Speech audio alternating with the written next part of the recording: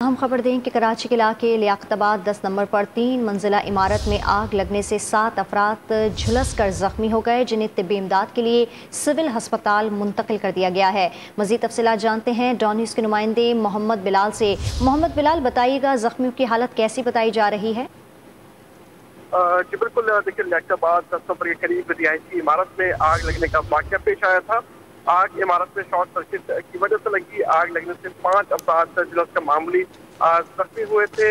आग 3 मंजिला रिहायशी इमारत में लगी। फायर ब्रिगेड काम के मुताबिक आग पर काबू पाया गया। 3 गाड़ियों ने तकरीबन 3 घंटे की जिद्दोजहद के बाद आग पर काबू पाया, जबकि अस्पताल जराये की जानिब से बताया गया है कि जितने भी जख्मी है वो खतरे से बाहर है, जबकि एक खातून और 2 जो बच्चे हैं वो 25% इस आतिशबाजी के बायस जख्मी हुए, जिनसे इमदाद फराहम की जा रही है। बाकी जितने जख्मी हैं वो मामूली जख्मी थे, उन्हें जो है वो डिस्चार्ज कर दिया गया। फायर ब्रिगेड की जा रही है, जिससे कहा गया है कि शॉर्ट आग जी।